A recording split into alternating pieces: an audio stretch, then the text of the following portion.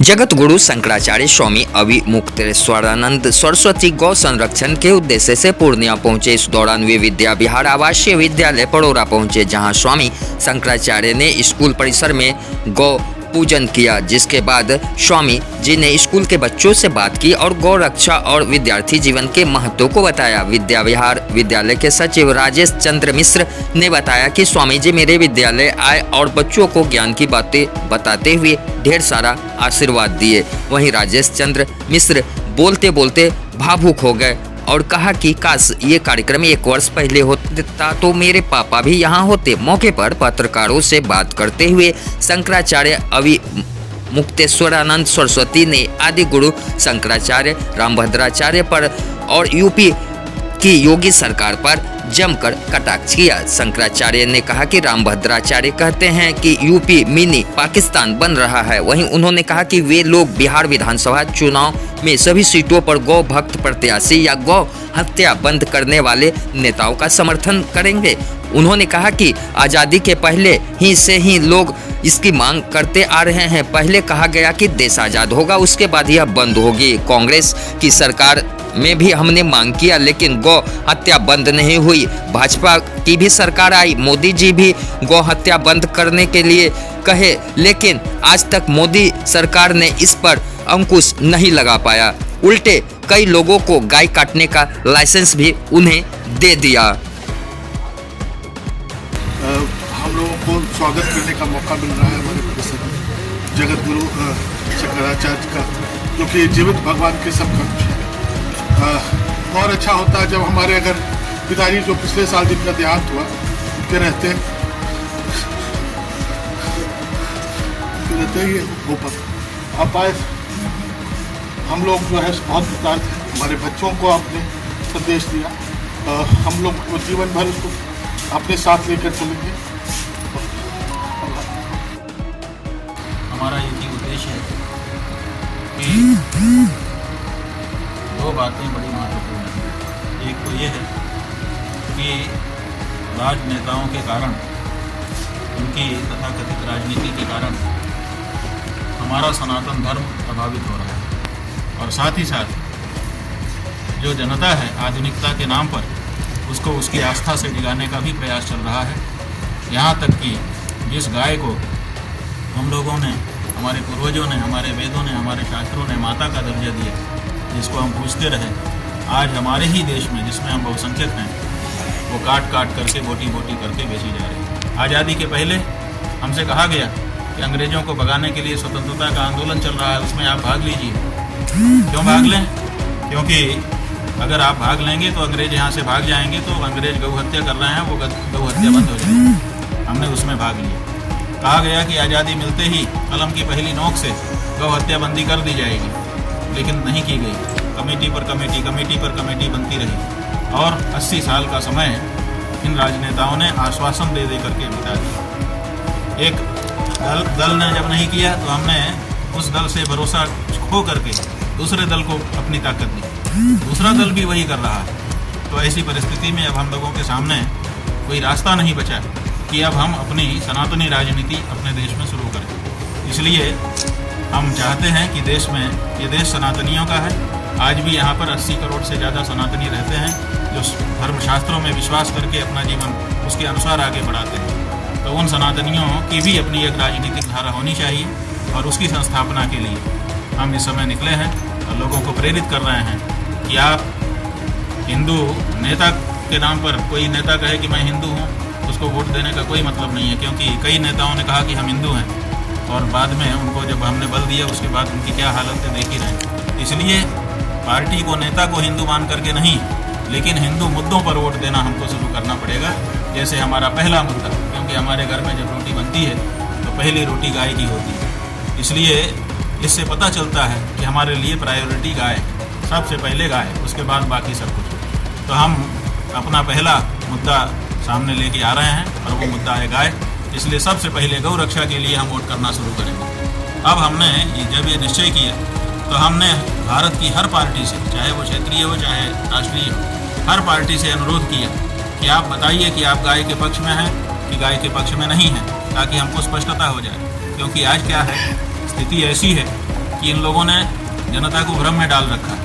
कभी गाय का साथ पूजा करते का फोटो, कभी गाय को दुलारते का पुचकारते का फोटो, कभी आरती उतारते का फोटो, कभी गौ भक्ति का वक्तव्य, और जब आंकड़ा देखो तो कुछ दूसरा ही निकलता है। तो ऐसी परिस्थिति में इन लोगों ने नारा बना लिया कि सबका साथ सबका विकास।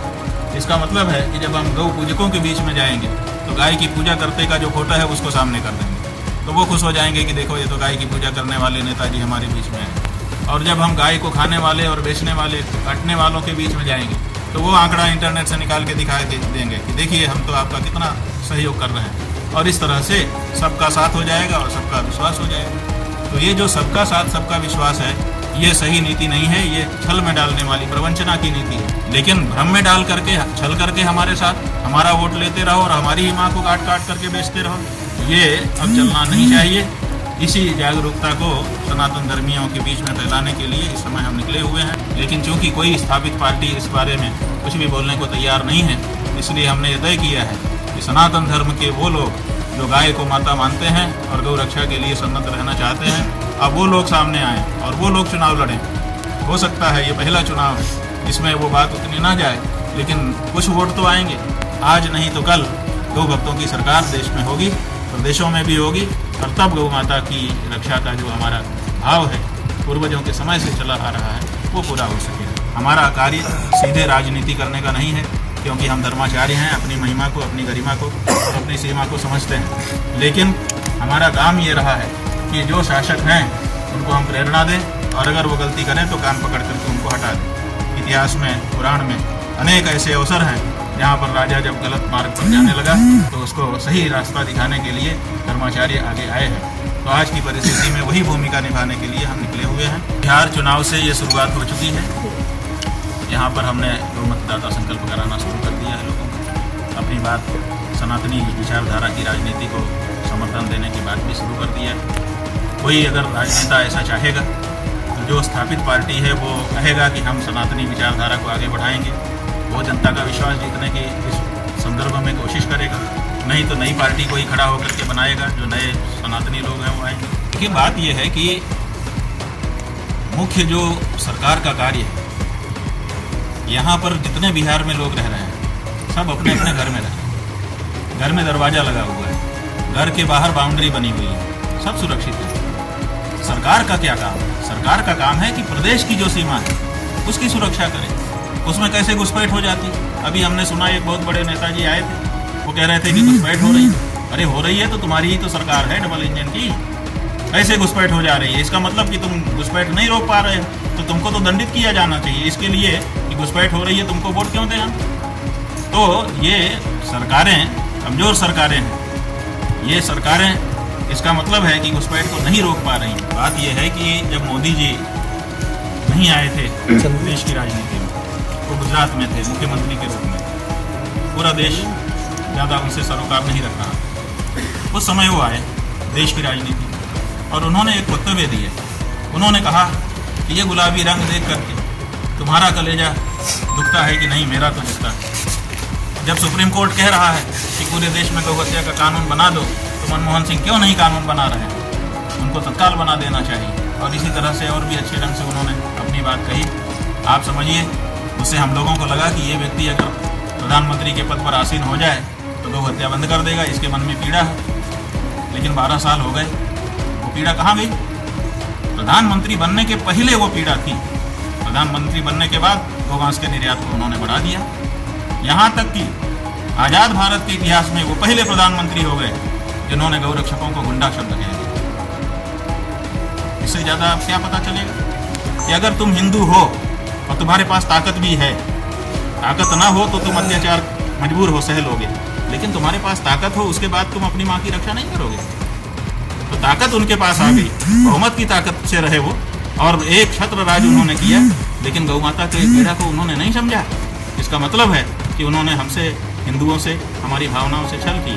भद्राचार्य जी महाराज ये कह रहे हैं कि पश्चिम उत्तर प्रदेश मिनी पाकिस्तान बन गया, तो 6 साल से तो आदित्यनाथ वहाँ पर हैं, तो उनके राज्य में मिनी पाकिस्तान बन रहा है। ये बात सुनकर के भी कैसे अटपटी लग रही है। इसका मतलब है कि 6 साल से बैठ करके आदित्यनाथ जी वहाँ मिनी पाकिस्तान बनवा रहे हैं। अगर बनवा रहे हैं तो बहुत आपत्तिजनक बात है, और अगर रोक नहीं पा रहे हैं उसको बनने से, इसका मतलब अक्षम है, और अगर नहीं बना है तो इसका मतलब कि झूठ बोल रहे हैं रामभद्राचार्य।